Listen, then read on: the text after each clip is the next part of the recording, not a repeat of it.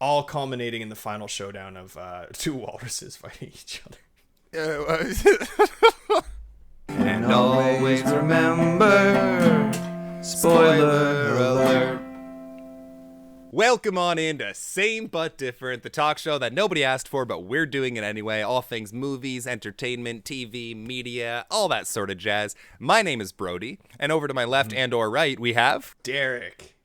Yeah! This month, we are watching all Canadian films as the theme of the month is July, eh? Hey there, buddy? Hey there, bud. Hey there, bud? Ya f***ing hoser. Yeah, Is dust. that too early to say the f*** word?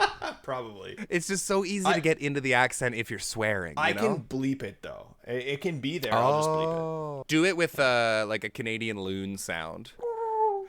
Like that. It's so funny because everyone says Canadians are so polite. And then in the movie we just watched, they actually put it really well. They're like, Canadians aren't polite. We're optimistic. Yeah, love that line. We're so vulgar and we're not polite. We're just, hopeful. As usual, if you like the videos we're putting out, the content we are releasing, if you like this video, subscribe, follow, share. All of that stuff helps us go miles and miles. And we want to go at least 500 miles.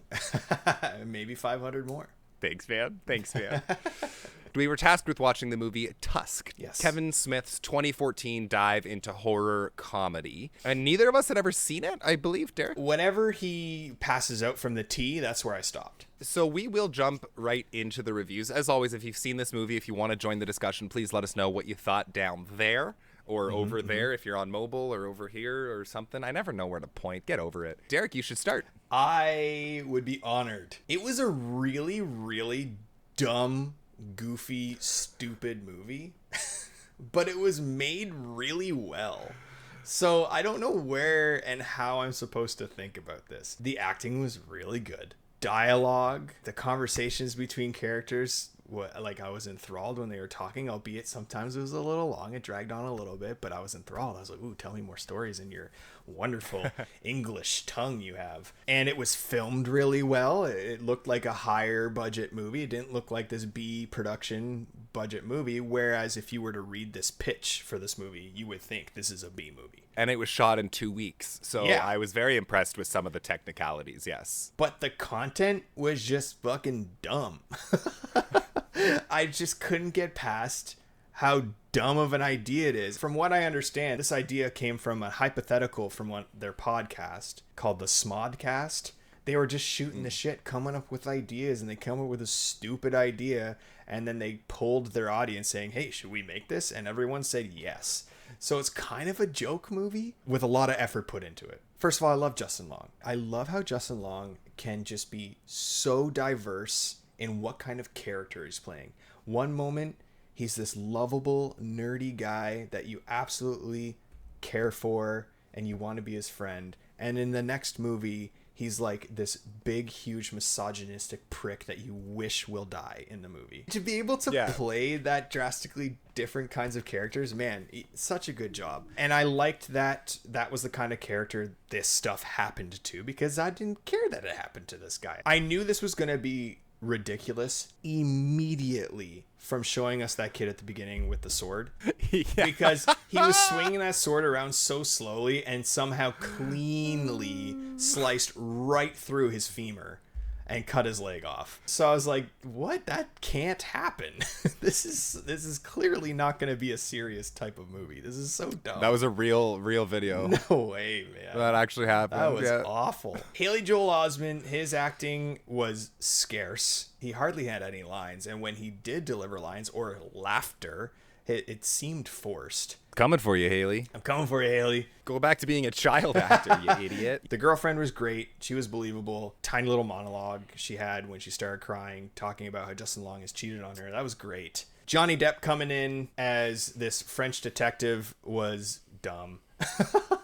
Oh, I didn't like it. I loved having Johnny Depp come in as a cameo. I love seeing that. But his character, albeit sometimes the jokes landed, it totally took away from whatever tone they had already established with the movie and made it even more goofy. The accent wasn't even good. Like, it was all over the place and in and out, and it wasn't even good. And then when he was telling the story about how he met Howard Howe for the first time, there was like this goofy French music in the background, and it was like a goofy conversation. It just like weird tonal shift in the whole movie. Even already it had established it was kind of a not serious movie. It went overboard at that point. Not serious. That was funny. Not see. Yeah, not serious. I think the standout actor was Howard Howe. Michael Parks. Michael Parks, thank you. He was incredible. His delivery of his lines, his micro acting, the way he spoke, the sinister, the craziness, the mental illness coming out in him. It was a treat to watch this man act. A treat. All culminating in the final showdown of two walruses fighting each other.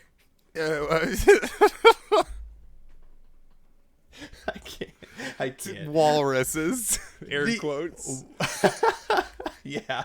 Multiple times. I was like, what am I watching right now? This is so dumb. And unfortunately, by the time the credits rolled, I found myself having not had an overall good time with the movie. I appreciate it. I appreciate the amount of passion and effort that went into essentially what was a hypothetical joke. But overall, by the end, I was like, nah, doesn't quite get a 5 for me, because 5 would imply that I actually enjoyed the film, but I know that it wasn't good. But this also, it just wasn't a good movie, and I had slightly not a great time with it. So I'm giving it a 4.5 out of 10. Okay. How some people might love it because it's just like a silly thing that Kevin Smith did, and cool. But as a film, nah. Oh man, this might be the most different we've been on the show since Interstellar. Oh no! Look, I'm not saying this was a masterpiece, but I kind of loved it. No. I have a lot to say to some of your points, and I don't think this movie is ambiguous in a way that it can be perceived differently, but I do think that people, including you, and I don't want to say you're wrong, but maybe missed the point. Maybe. What was the point? At its heart, this is a horror comedy, sure, but I think that's just like the technical genre, and this was an all-out comedy disguised with horror aspects. I don't think this was a horror comedy at all. I think this was a comedy movie. I was in stitches. Where there were supposed to be scary moments, I was laughing my ass off. The first time I saw the actual reveal of, first of all, let's go with Walrus is his name. Yeah. Like, the first time I saw the reveal, I honestly almost spit my water out of my mouth. Incredibly tacky, so cheesy, but if you can suspend your disbelief by a lot, I shouldn't say a little. I'd go on this like bizarre, disgusting, anxiety-driven, creative, rubbery journey, I think.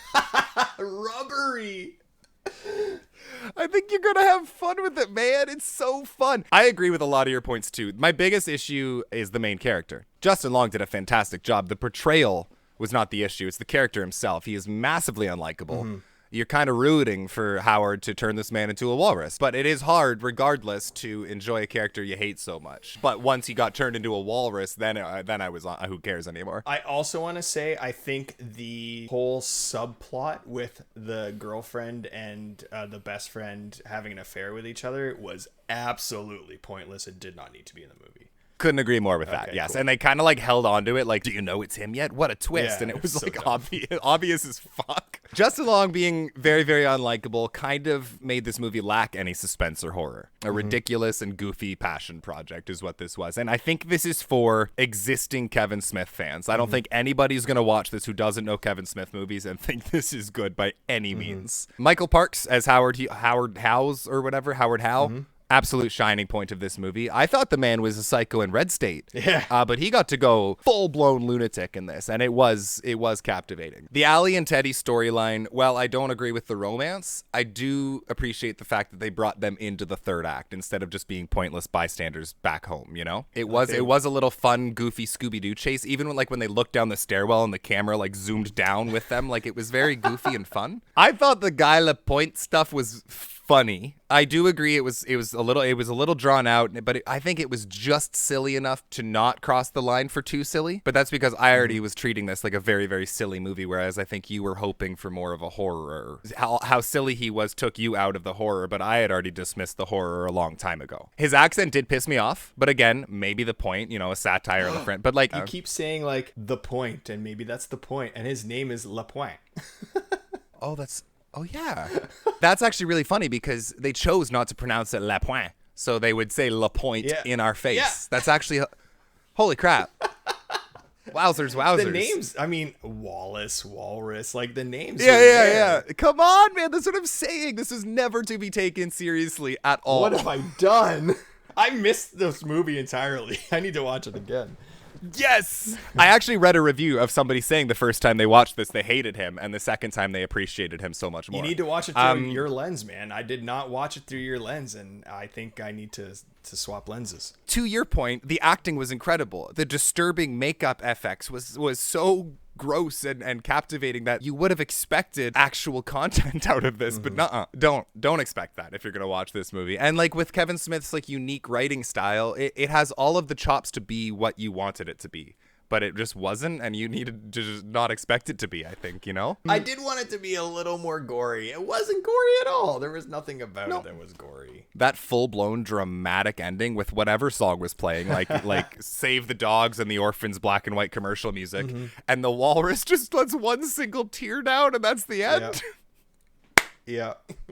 I know this movie isn't for everybody, because I think like the body horror fans might find the comedy too funny at the wrong times, and the comedy fans might shy away from the horror. I also think that some Canadians are too sensitive and might be offended by like how cartoonish Kevin Smith portrays us, but like all of that is exactly what worked for me. Okay, good. I can't wait for Moose Jaws. You know that? His third one in the Canada trilogy? Yeah. It's described as Jaws 1975, but with a moose.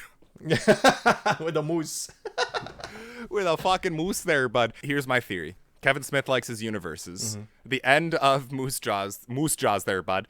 They're about to die, and you see some walrus tusks, and there's Wallace saving the end of Moose Jaws. That's how it's gonna go.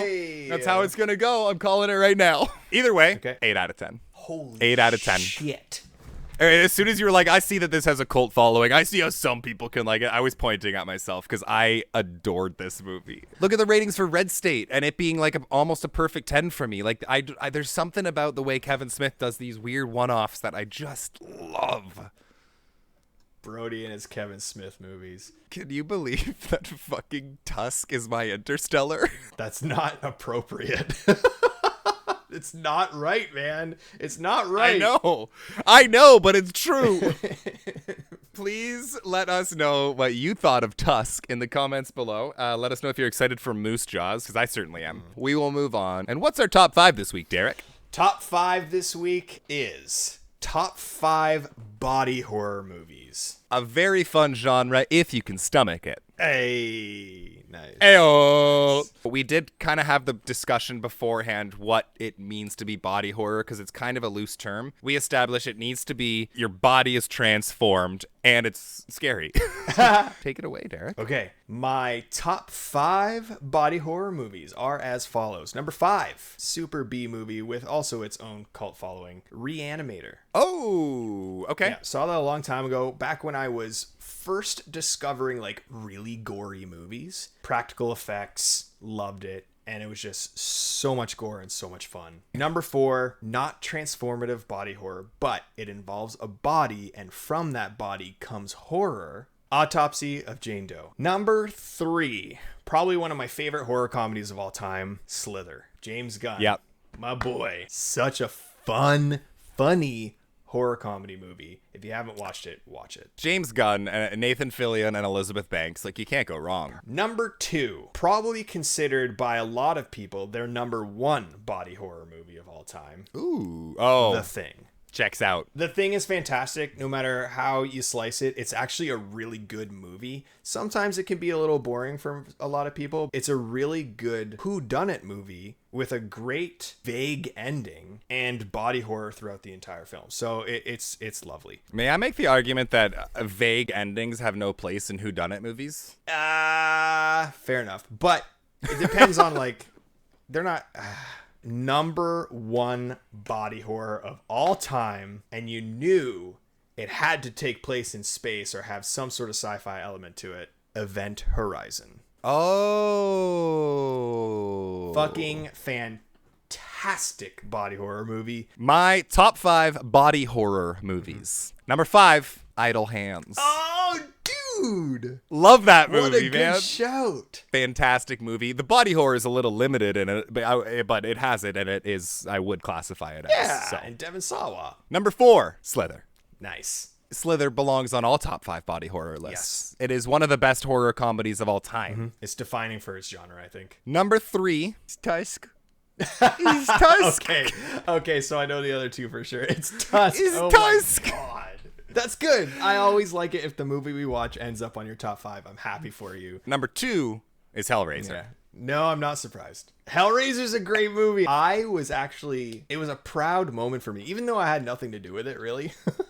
When you texted me and said, like, Hellraiser's fantastic, it's my favorite horror movie ever, I was just like, that makes me so happy.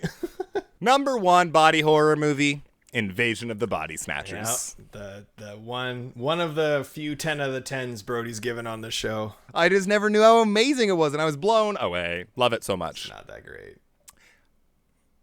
And my honorable mention, Beetlejuice. Oh, okay, yeah, fair. That's cool. I know it's not a horror, but it's body horror. Yeah, exactly. Yeah, this is not a week we agreed on very much. No. And with that out of the way, we are going to close out the episode with... what is it? The Hat of Destiny. Oh. Are we ready for our third movie of July, eh? All right, here we go. We're going to pull the fucking thing out of the fucking hat. We're going to see what movie we're going to watch there, bud. Oh, Canada. Terre d'innocence. Whoa, he remembers that shit. I didn't... Do you remember in elementary school when it would go between English and French every other line and you had to keep up? Yeah, that was rude. Like, we're not machines. Well, they were breeding us to be machines. This worked really well that I went with the French version of O Canada because... Tell me. Guess. Incendie. Guess. Incendie? Incendie, baby! Yes! Boop! I missed it. Yes! Whatever. Oh, man. Incendie! Incendie! I'm remembering how excited I was when we got Tusk, and I'm doing kind of the same dance here. But oh, Denis Villeneuve's debut feature film. Let's go. Denis Villeneuve, if you don't know, Prisoners, Blade Runner, Sicario, Dune. Yeah, Arrival might be his best. But this movie is his first movie. Got fantastic reviews. It's one of the top 100 rated movies ever. Twins journey to the Middle East to discover their family history and fulfill their mother's last wishes. Oh, I'm so excited. I'm looking forward to it. It is in French, so get your reading glasses on and don't complain. They're just subtitles, okay? Yeah. Really, really looking forward to that one. As always, thank you all for watching, for hanging out with us, for commenting, for liking, for subscribing. And if you haven't, do those things so I can thank you, properly instead of lying to you and myself. Yes. Derek, always a pleasure. Love doing this show. Love you, bro. Love talking movies and love everybody watching. Love all you motherfuckers. See you next week. Hey there, buddy. Hey there, bud. Hey there, bud. Ya fucking hoser.